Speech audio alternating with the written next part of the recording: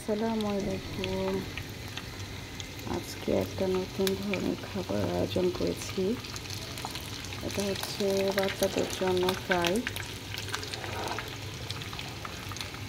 Chicken fry যেটা, আর আমাদের জন্য আছে অন্যরকম টেস্টের একটা খাবার।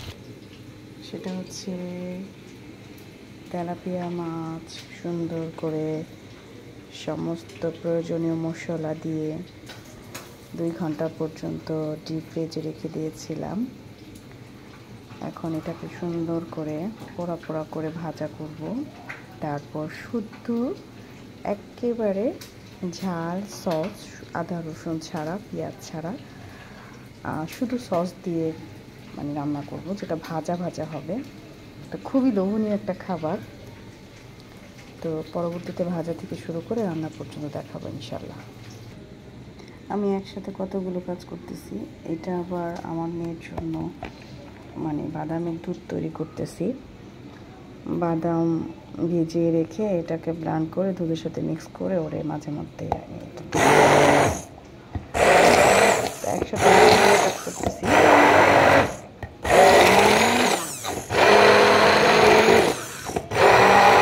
এটা অনেক পছন্দ করে।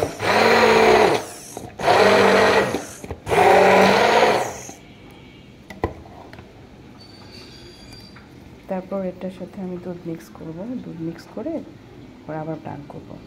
এখন এটার মধ্যে আমি দুধ মিক্স করে ফেলছি। অবস্থায় এটা ব্লেন্ড করলে গরম করে দেবো, খেয়ে একসাথে 3টে কাজ করতেছি। বাচ্চার খাবার, মাছ এবং ছোট বাচ্চার জন্য ফ্রাই। এই হচ্ছে আমার ছোট ছেলের আমার ছেলের খাবার রেডি হয়ে গেছে। ছেলে মেয়ে দুজনের খাবার। ছেলের খাবার মুরগি ফ্রাই হয়ে গেছে, আর মেয়ের বাদামের দুধ তৈরি হয়ে গেছে।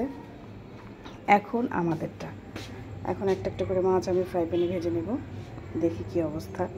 ভাই, আমি যে ভিডিও করি সেটা আমার আমি যা সচরাচর ইউজ করি, এই যে পাতিল বলেন, কড়াই বলেন, প্লাস মগ বলেন, সব আমি নতুন নতুন জিনিস ইউজ করি। আমি সচরাচর যখন সারাক্ষণ যা ইউজ করি ওইগুলি ভিডিওতে দেখাই।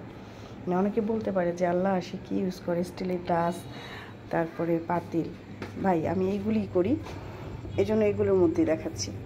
আমার সব আছে, এমন না নাই, আলহামদুলিল্লাহ সব কিছু আছে, কিন্তু আমি এগুলি দেখাতেই পছন্দ করি। এখন আমি হাত দিয়েই রান্নাঘরটা আমি একটু অন্ধকার লাগতেছে, কেন যেন বুঝতেছি না।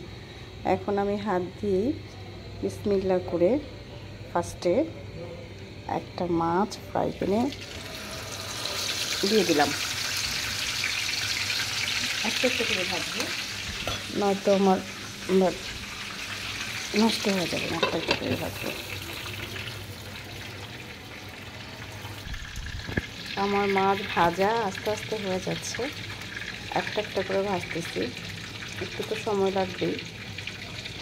এখনও অনেকগুলো আছে, শেষ করবো কতক্ষণে সেই চিন্তা করতেছি। আমার এখানটাতে অবশ্যই লাইট লাগে না, আলোটা খুব কম আসে, কালো কালো দেখা যাচ্ছে সব কিছু। আচ্ছা, এখন ভাজা পর্যন্ত স্টপ করে রাখি, তারপর রান্নার সময় দেখাবো। রুটি বানাবো, তারপরে খাবো, ওইটাও শেয়ার করবো ইনশাল্লাহ। আল্লাহ হাফেজ, আসসালামু আলাইকুম।